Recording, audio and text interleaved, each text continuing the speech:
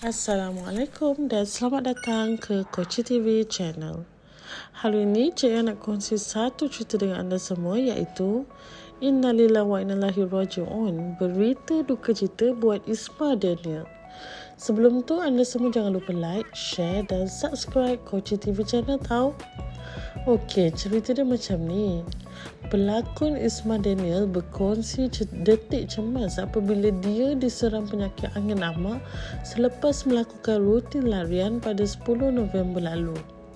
Isma atau nama sebenarnya Isma Daniel Maisa, 54 tahun, berkata dia mengesan kelainan pada dirinya selepas tubuh sebelah kirinya menjadi lemah selain wajahnya menjadi sengit.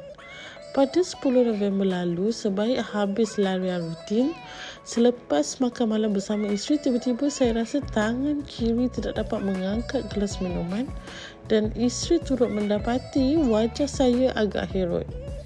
Apabila saya cuba bangun, kaki saya lemah sehingga saya hampir tumbang dan disambut oleh isteri.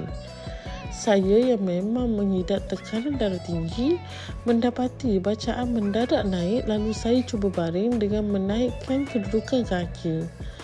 Isma berkongsi mengenai perkara itu menerusi hantaran di Facebook miliknya pada malam Ahad. Dalam pada itu, Isma memberitahu dia tidak segera mendapatkan rawatan di hospital. Sebaliknya, hanya berehat di rumah kerana merasakan keadaan akan kembali pulih. Bagaimanapun, sejurus mendapat rawatan keesokan harinya, doktor menegur dia lewat ke hospital selepas ujian imbasan otak menunjukkan wujud darah beku sebanyak 3 mm pada bahagian otaknya.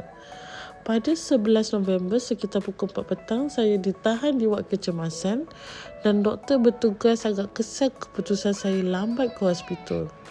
Doktor terangkan jika saya segera ke hospital, mungkin kaedah trombektomi endovaskular, iaitu teknik rawatan terkini untuk mengeluarkan darah beku yang sumbat saluran darah besar di otak, iaitu penyebab strok, dapat dilakukan.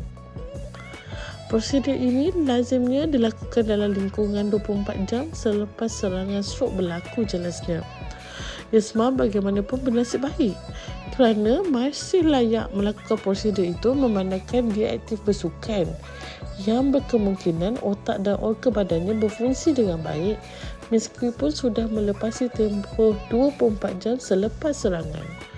Imbasan CT yang menunjukkan otaknya masih dalam keadaan baik membuatkan doktor tanpa berlengah membuat rawatan berkenaan bagi membuang darah beku di bahagian tersebut.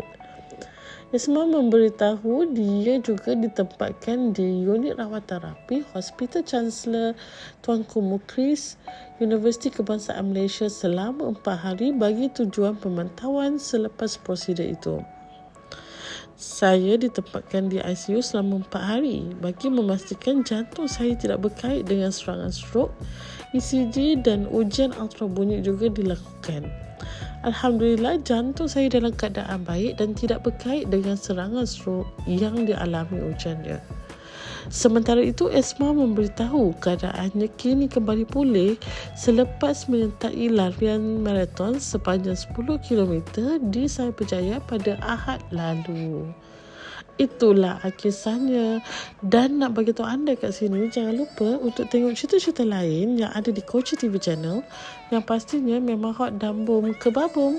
Share, like dan subscribe jangan pula dilupakan. Bye-bye semua.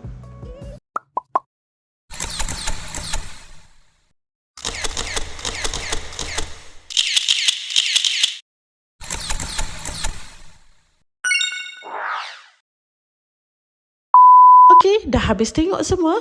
Cik Yan nak pesan sikit boleh tak? Berita yang kita dengar bersama ni tidak tahu kesahihannya. Jadi perlu berhati-hati sebab Cik Yan pun petik dari media hiburan tempatan. Lebih baik Cik Yan tutup komen demi kita tak bawa fitnah dan berlebihan dalam cerita dunia hiburan ini.